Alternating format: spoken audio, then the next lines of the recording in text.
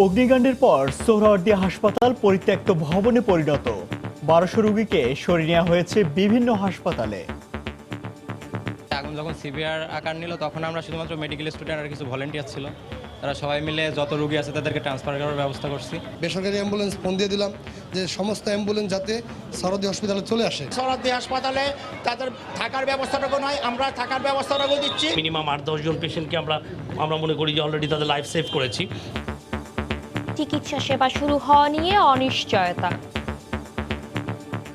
এই সমস্ত কিছু ক্লিয়ার হয়ে গেলে আবার হসপিটাল চালু হবে। দেখছিলেন প্রধান শিরোনাম। সকালের সময় সঙ্গে আছি আমি শাতিলা শারমিন এবং আমি ইমতিয়াজ আহমেদ। এবার অন্যান্য শীর্ষ সংবাদ। আমবয়নের মধ্য দিয়ে টঙ্গীর তুরাগ তীরে শুরু হলো 4 দিনের বিশ্ব ইজতেমা। এক পক্ষের মাঠ ছাড়া ও অন্য পক্ষের আসার সময় নিরাপত্তা নিয়ে তৎপর আইন শৃঙ্খলা বাহিনী। আওয়ামী লীগের প্রতি জনগণের আস্থার মর্যাদা রক্ষা করা হবে। জার্মানিতে প্রবাসীদের সংবর্ধনায় প্রধানমন্ত্রী বললেন, নিজেদের কারণেই বিএনপির ভরাডুবি। এবং জাতীয় নির্বাচনে অনিয়মের অভিযোগে এ পর্যন্ত 74 বিএনপি প্রার্থীর মামলা আইনগতভাবে মোকাবেলা করা হবে বললেন ওবায়দুল কাদের।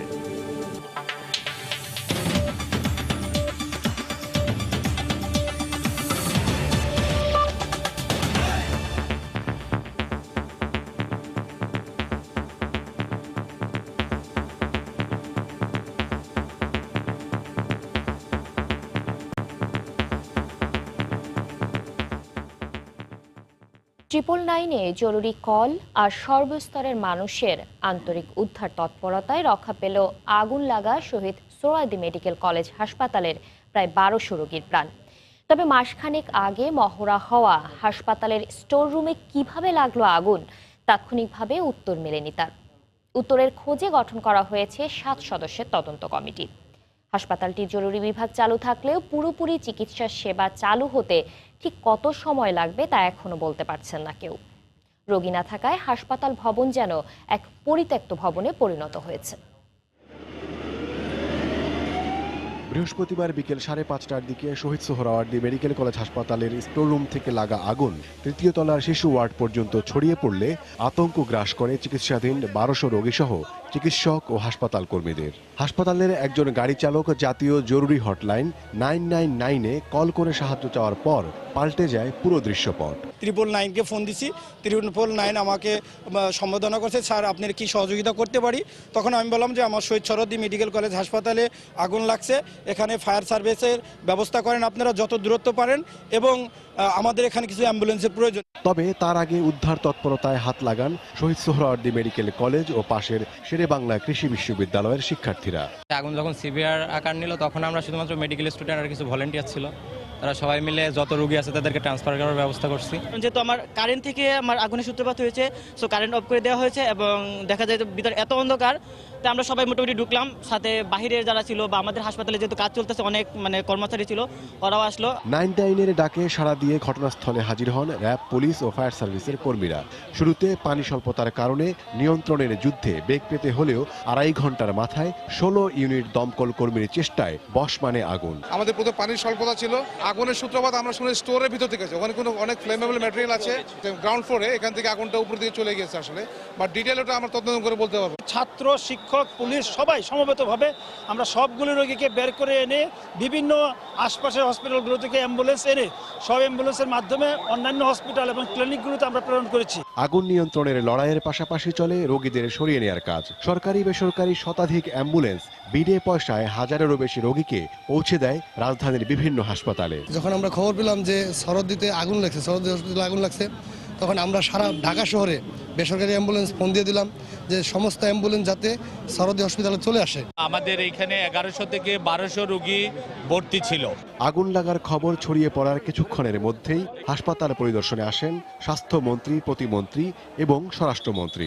এই সমস্ত কিছু ক্লিয়ার হয়ে গেলে আবার হসপিটাল চালু হবে। মাত্র কিছুদিন আগে অগ্নি নির্বাপনের মহড়া হওয়া হাসপাতালে আগুন লাগলো কেন? কেনই বা তাৎক্ষণিকভাবে আগুন নেভানো গেল না, এ প্রশ্ন অনেকের মনে। তার উত্তর খুঁজতে ফায়ার সার্ভিস গঠন করেছে 7 সদস্যের তদন্ত কমিটি। ওমর ফারুক, সময় সংবাদ, ঢাকা। দর্শক, এই মুহূর্তে সোহরাওয়ার্দী হাসপাতালের সামনে আছে রিপোর্টার রাশেদ বাপ্পি। সরাসরি চলে যাচ্ছে তার কাছে। বাপ্পি। ইমতিয়াজ, গতকালের অগ্নিকাণ্ডের পর রাজধানীর শহীদ সোহরাওয়ার্দী মেডিকেল কলেজ হাসপাতালের পরিস্থিতি কিন্তু এখনো থমথমে, এখনো আতঙ্ক কাটেনি। তবে সব থেকে বড় যে সংকট সেটি হচ্ছে এই যে হাসপাতালে যে রোগীরা ছিলেন তাদের কিন্তু বের করে নিয়ে যাওয়া হয়েছে, কিন্তু রোগী বের করে নিয়ে যাওয়ার পরেও কিন্তু রোগীর যে প্রয়োজনীয় কাগজপত্র, ফাইল, সেগুলো কিন্তু এখনো ভেতরে রয়েছে, সেগুলো বের করা সম্ভব হয়নি। আর এ কারণেই কিন্তু রোগীর স্বজনরা কিন্তু বাইরে অপেক্ষা করছেন। রোগী বের করে নিয়ে যাওয়া হলেও রোগীর কাগজপত্র সঙ্গে না থাকার কারণে কিন্তু তারা চিকিৎসা দিতে পারছেন না। বাইরে যেখানে নিয়ে গেছেন সেখানেও কিন্তু তারা একটি সংকটে পড়েছেন। আর একটি বিষয় বলি যে এই হাসপাতালটি কিন্তু রাজধানীর একটি অন্যতম প্রধান হাসপাতাল, যেখানে প্রতিদিন 4 থেকে 5 হাজার রোগীর চিকিৎসা হতো এখানে, বহির্বিভাগ একই সঙ্গে হচ্ছে এই যে অন্তঃবিভাগ রয়েছে, এটি মিলিয়ে। কিন্তু এই হাসপাতালটি কিন্তু বলা যায় এখন একটি পরিত্যক্ত ভবনে পরিণত হয়েছে। এখন চিকিৎসা সেবা কিন্তু বন্ধ রয়েছে, যদিও জরুরি চিকিৎসা সেবার যে কক্ষ সেটি চালু রয়েছে, সেখানে আমরা কয়েকজন চিকিৎসককেও দেখতে পেয়েছি, কিন্তু সেখানেও কিন্তু তেমন কোনো রোগী আমাদের চোখে পড়েনি জরুরি সেবা নিতে আসতে। অর্থাৎ অনেকেই জেনে গিয়েছেন যে হাসপাতালে অগ্নিকাণ্ডের ঘটনা ঘটেছে এবং এর কারণে কেউ এখানে জরুরি চিকিৎসা সেবা নিতেও আসছেন না। এবং আপনারা যাদেরকে দেখতে পাচ্ছেন দর্শক, তারা কিন্তু সবাই গতকাল যেসব রোগীদেরকে সরিয়ে নেওয়া হয়েছে সেই সব রোগীদের স্বজন, এবং বেশ কিছু রোগীদেরকেও আমরা দেখতে পেয়েছি যারা গতকালকে এখান থেকে বেরিয়ে গিয়েছেন কিন্তু আজ এসেছেন। অনেকের কিন্তু অপারেশনের ডেট দেওয়া ছিল, অস্ত্রোপচারের ডেট দেওয়া ছিল, কিন্তু সেই তারিখ অনুযায়ী তারা আজকে এসে কিন্তু সেই সেবাটি পাচ্ছেন এবং অনেকে দাবি করছেন যত দ্রুত সম্ভব এই হাসপাতালটি খুলে দেওয়া হোক। কিন্তু আমি যদি একটু জানাই যে গতকাল যখন এই হাসপাতালে অগ্নিকাণ্ডের ঘটনা ঘটে তখনও কিন্তু এই হাসপাতালে বিপুল সংখ্যক রোগী, অর্থাৎ 1200-র মতো রোগী ভর্তি ছিল। এই হাসপাতালের কর্মকর্তা, কর্মচারী, চিকিৎসক, সেবিকা থেকে শুরু করে সবার প্রচেষ্টায় এই হাসপাতাল থেকে সবাইকে কিন্তু কোনো প্রকার হতাহত ছাড়াই সবাইকে বের করে নিয়ে যাওয়া সম্ভব হয়েছে। এটি কিন্তু একটি প্রশংসার দাবি রাখে। কিন্তু একটা বিষয় কিন্তু প্রশ্ন উঠেই যায় যে হাসপাতালে কিছুদিন আগেও কিন্তু অগ্নি নির্বাপক মহড়া হয়েছিল, অর্থাৎ সেই মহড়ার পরেও কেন এই অগ্নিকাণ্ডের পর অতি দ্রুত অগ্নিকাণ্ডের এই আগুন নেভানো সম্ভব হয়নি, কেন হাসপাতালের নিচতলা থেকে একদম 4 তলা পর্যন্ত বেশ কিছু অংশ পুড়ে গেল, সেই বিষয়টি কিন্তু এখনো প্রশ্নের আমরা কিন্তু সেই উত্তর এখনো পাইনি। অর্থাৎ এটি তদন্তের পর বোঝা যাবে যে কেন এই সমস্যাটি হয়েছে, কেন আগুন এত দ্রুত এত পুরো এলাকায় ছড়িয়ে গিয়েছে। এবং আমি একটু বিষয় জানিয়ে রাখতে চাই, হাসপাতালটি কবে নাগাদ আবার স্বাভাবিক হবে সেটি কিন্তু আমরা এখনো নিশ্চিত করে বলতে পারছি না, যদিও স্বাস্থ্যমন্ত্রী আজ বেলা 11টায় বারিধারায় সংবাদ সম্মেলন করবেন, সেখান থেকে হয়তো আমরা জানতে পারবো, নিশ্চিত হয়ে বলতে পারবো। কারণ এখন কিন্তু অনেক অপেক্ষমান রোগী রয়েছেন, তারা কিন্তু সবাই জানতে যাচ্ছেন কবে নাগাদ হাসপাতালটি স্বাভাবিক হবে। ইমতিয়াজ, এই ছিল আমার কাছে রাজধানীর শহীদ সোহরাওয়ার্দী মেডিকেল কলেজ হাসপাতাল থেকে অগ্নিকাণ্ডের পরবর্তী সবশেষ খবর। দর্শক, শহীদ সোহরাওয়ার্দী হাসপাতালে অগ্নিকাণ্ডের সবশেষ খবরাখবর জানতে সেখান থেকে আমাদের সঙ্গে যোগ দিয়েছিলেন সহকর্মী রাশেদ বাপ্পি। প্রধানমন্ত্রী শেখ হাসিনা বলেছেন, বিএনপি নির্বাচনের সময় নিজেদের প্রচারের চেয়ে গুরুত্ব দিয়েছিল আওয়ামী লীগের দুর্নাম করতে, এজন্য দেশের মানুষ তাদের বর্জন করেছে।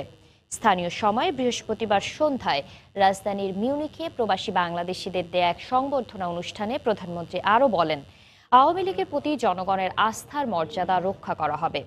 টানা 3য় মেয়াদে ক্ষমতায় এসে প্রথম বিদেশ সফরে এখন জার্মানিতে সরকার প্রধান।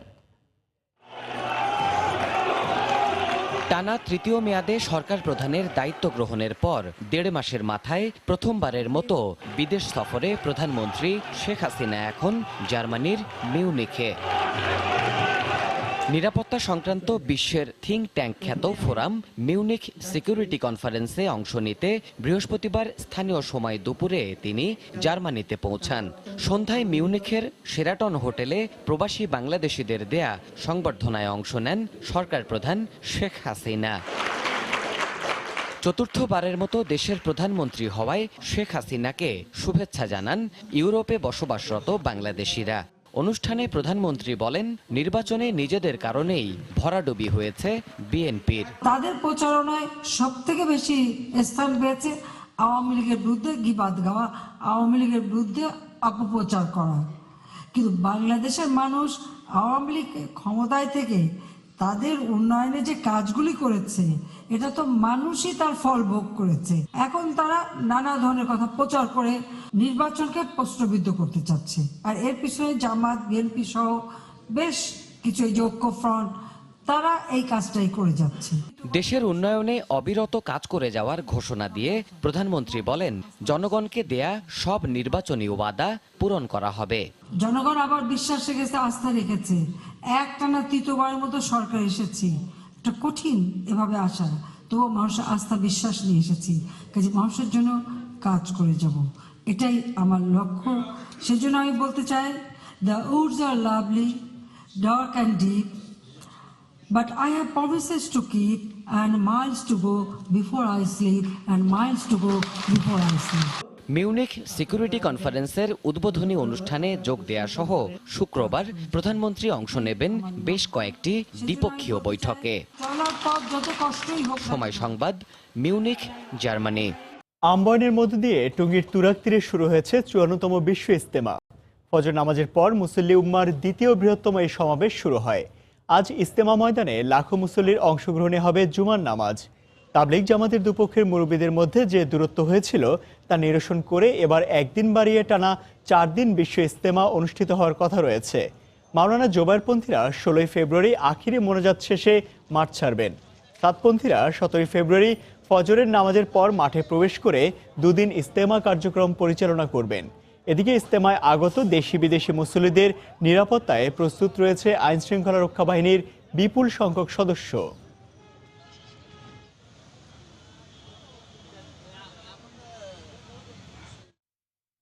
এই মুহূর্তে টঙ্গীর তুরাগ তীরে ইজতেমা প্রাঙ্গণে আছেন রিপোর্টার তোহা খান তামিম। সরাসরি চলে যাচ্ছি তার কাছে। তামিম, মুসলমানদের অন্যতম বৃহৎ গণজামায়াত এই যে তাবলিগি বিশ্ব ইজতেমা, সেটি আসলে আজকে ফজরের নামাজের পর আম্বয়নের মধ্য দিয়ে শুরু হয়ে গিয়েছে আনুষ্ঠানিকভাবে। আপনি জানেন যে গত 2 দিন থেকেই কিন্তু এই যে টঙ্গীর তুরাগ তীরে, এই টঙ্গীর তুরাগ তীরে দেশ বিদেশ সহ লাখো মুসল্লির পদচারণে কিন্তু মুখর ছিল টঙ্গীর তুরাগ তীর। এখন কিন্তু একেবারে কানায় কানায় পূর্ণ হয়ে গিয়েছে।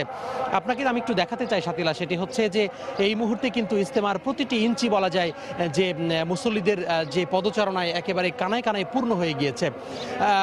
আমরা যতদূর জানতে পেরেছি যে ফজর নামাজের পরে পাকিস্তানের শীর্ষ মুরব্বী, পাকিস্তানের শুরা সদস্য তাবলিগ জামাতের মাওলানা জিয়াউল হক সাহেব তিনি আহ্বান করেছেন এবং কাকরাইল মসজিদের ইমাম মাওলানা নূর মোহাম্মদ সাহেব তিনি আসলে অনুবাদ করে দিয়েছেন, বাংলায় অনুবাদ করে দিয়েছেন। তিনি মাওলানা জিয়াউল হক সাহেব তিনি আসলে দ্বীন এবং যেই দাওয়া তিনি সেই আলোচনা করেছেন। পাশাপাশি ইসলামের যে মূল যে বিষয়গুলো, নীতি নৈতিকতা এবং ইসলামের যেই তৌহিদের বিষয়গুলো রয়েছে, ইসলামের যেই নিয়মকানুনগুলো রয়েছে, দৈনন্দিন জীবনে যে নিয়মকানুনগুলো রয়েছে, সেই বিষয়গুলো নিয়ে তিনি আসলে আলোকপাত করেছেন তার বয়ানে। এবং তিনি বলার চেষ্টা করেছেন যে এই যে ইসলাম শান্তির ধর্ম, ইসলাম যে প্রগতির ধর্ম, ইসলাম শান্তির ধর্ম, সেই শান্তির ধর্ম, সেই শান্তির বাণী আসলে তিনি এখানকার যারা মুসল্লিরা রয়েছেন, যারা তাবলিগ জামাতের কর্মীরা রয়েছেন, তাদেরকে বলার চেষ্টা করেছেন যে তারা যেন আসলে এই যে শান্তির ধর্ম ইসলাম, এই যে নীতি নৈতিকতা, এই যে তাওহীদ, এটি আসলে গ্রামে গঞ্জে ছড়িয়ে পড়ে এটি আসলে মানুষের মাঝে প্রচারের জন্যই তিনি আসলে সবাইকে আহ্বান জানিয়েছেন।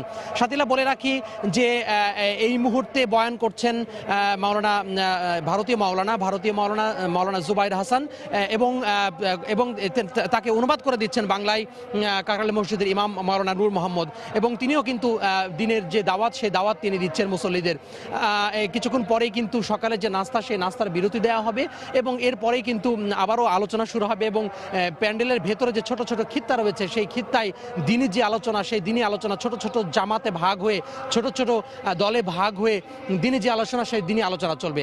আর এর আগেও বলেছি সাথীলা, সেটি হচ্ছে যে নিরাপত্তার বিষয়টি ইজতেমাকে ঘিরে কয়েক স্তরে নিরাপত্তা বাড়ানো হয়েছে এবং গত কয়েক বছরের তুলনায় কয়েক গুণ নিরাপত্তা বাড়ানো হয়েছে বলে আইনশৃঙ্খলা বাহিনীর পক্ষ থেকে আমাদেরকে বলা হয়েছে। তো সব মিলিয়ে এখন বয়ান চলছে, একটু পরে সকালে নাস্তার বিরতি হবে, এরপরে আবারও চলবে বয়ান। তো সারাদিন এভাবে থেমে থেমে বয়ান চলবে। তো এই ছিল সাথীলা আমার হাতে টঙ্গী তুরাগ তীর থেকে সবশেষ।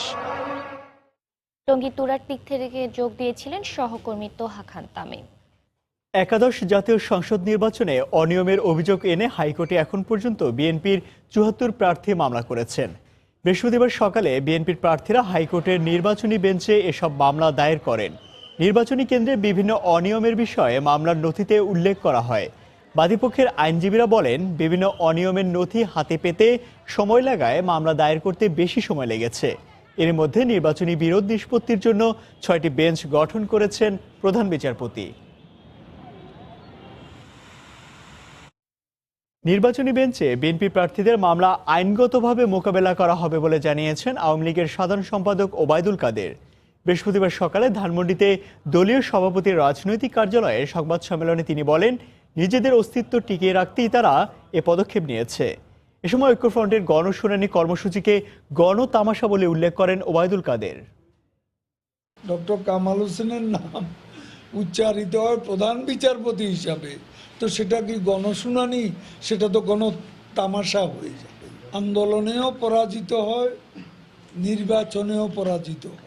তাদের সামনে নালিশার মামলা ছাড়া অস্তিত্ব টিকিয়ে রাখার আর কোনো পথ খোলা থাকে না। এইসব করে হতাশ কর্মীদের চাঙ্গা রাখাই হলো তাদের উদ্দেশ্য। মামলা হচ্ছে, অসুবিধে কি? মামলা তো তারা করবেই, আর মামলা হলে মামলা আমরা ফেস করব। বরগুনার হরিণঘাটা লালদিয়া সংরক্ষিত বন থেকে অবাধে উজাড় হচ্ছে গাছ। এতে হুমকির মুখে পড়েছে পরিবেশ। অভিযোগ রয়েছে বন বিভাগকে হাত করেই প্রতিনিয়ত বন থেকে গাছ কাটছে একটি কক্ষ চক্র। তবে বরাবরের মতো জনবল স্বল্পতার দোহাই বন বিভাগের। নিপুণ মালির ক্যামেরায় বিস্তারিত এম এ আজিমের রিপোর্টে। জলবায়ুর বিরূপ প্রভাব মোকাবেলা ও পরিবেশের ভারসাম্য রক্ষায় বরগুনার পাথরঘাটা সমুদ্র উপকূল জুড়ে গড়ে তোলা হয়েছে হরিণঘাটা লালদিয়া সংরক্ষিত বনাঞ্চল। সংরক্ষিত বনে প্রবেশ নিষেধ হলেও বনে ঢুকতেই হাতে দা সহ দুজনের সাথে দেখা। তাদের দাবি, জ্বালানি কাঠ সংগ্রহের জন্য বনে এসেছেন। সরকারি বন, এটা ঢোকার জন্য নিষেধ, কিন্তু আমরা ওইলে রান বুকির দিয়ে আমরা এই জায়গায় থাই, তো জালবা এই জায়গায় এই জন্য। জ্বালানি কাঠ সংগ্রহের নামে প্রতিনিয়ত যে বনের বিভিন্ন প্রজাতির গাছ কেটে নেওয়া হয় তার ছাপ পড়ে আছে পুরো বন জুড়ে। সদ্য কেটে নেওয়া গাছের গোড়া ও কাটা গাছ পড়ে আছে বিভিন্ন স্থানে। বনের কিছু দূর যেতেই পাওয়া গেল আরেক দলকে। তাদের দাবি, সামান্য টাকা বা বাজার করে দিলেই বনরক্ষীরা ম্যানেজ হয়ে যায়। এই তো বোর্ডে মনে করেন খাবার মাছ টাছ দি ফুর্তি আনন্দ এই দুগো দাও বোর্ডের তো টোকাই কাজ করে ইয়া খেত কামার, কিন্তু এখন তুমি ডান্স হয়ে যাবো, ওই জন্য দুগো ওই হুব না লাকড়ি আমরা ওই হুলাম ওই ডেনেতে আসি। তবে জনবল স্বল্পতার দোহাই দিয়ে বনদস্যুদের বিরুদ্ধে মামলা করা হচ্ছে বলে জানান বন বিভাগের এই কর্মকর্তা। বাধা আমরা দিচ্ছি। আমাদের জনবল যেমন 10,000 একর উপরে হলো লালদিয়া চরটা, সেখানে জনবল আছে 6 জন। ওরা অনেক সময় না বলে ঢুকে পড়ে, সেটা আমরা ধরা পড়লে আমরা ঠিকই বন মামলা দেই, তাদের বিরুদ্ধে আইনানুগ ব্যবস্থা নেই। এইটা একেবারে ওপেন ওইভাবে না। বরগুনার পাথরঘাটা উপজেলায় প্রায় 20,000 হেক্টর বনভূমি পাহারার জন্য 26 জন বন কর্মকর্তা ও কর্মচারী রয়েছে। ভূমি ব্যবস্থাপনার নির্দেশ অনুযায়ী একটি দেশের 25% বনভূমি থাকা দরকার। বন বিভাগের দাবি, বাংলাদেশে বনভূমির পরিমাণ 17%। সে হিসেবে এখনও 8% বনভূমি দরকার এদেশে। তবে নতুন করে বনায়ন তো দূরের কথা, যা আছে তা রক্ষায় উদাসীন বন বিভাগ। এম এ আজিম, সময় সংবাদ, বরগুনা। সকালের সময় শীর্ষ সংবাদগুলো জানিয়ে দিচ্ছি আরেকবার। অগ্নিকাণ্ডের পর পরিত্যক্ত ভবনে পরিণত সোহরাওয়ার্দী হাসপাতাল। চিকিৎসা সেবা শুরু হওয়া নিয়ে অনিশ্চয়তা। 1200 রোগীকে সরিয়ে নেওয়া হয়েছে বিভিন্ন হাসপাতালে। আমবয়নের মধ্য দিয়ে টঙ্গীর তুরাগ তীরে 4 দিনে বিশ্ব ইজতেমা শুরু। তাবলিগের এক পক্ষের মাঠ ছাড়া ও অন্য পক্ষের আসার সময় নিরাপত্তা নিয়ে তৎপর আইন শৃঙ্খলা বাহিনী। আওয়ামী লীগের প্রতি জনগণের আস্থার মর্যাদা রক্ষা করা হবে। জার্মানিতে প্রবাসীদের সংবর্ধনায় প্রধানমন্ত্রী বললেন, নিজেদের কারণেই বিএনপির ভরাডুবি। এবং জাতীয় নির্বাচনে অনিয়মের অভিযোগে এ পর্যন্ত 74 বিএনপি প্রার্থীর মামলা আইনগতভাবে মোকাবিলা করা হবে বললেন ওবায়দুল কাদের। এই ছিল বাংলার সময়। আপনার মোবাইলের সময় সংবাদ দেখতে ও সকল খবর পেতে ডাউনলোড করুন সময় অ্যাপ। সঙ্গে থাকুন সময়।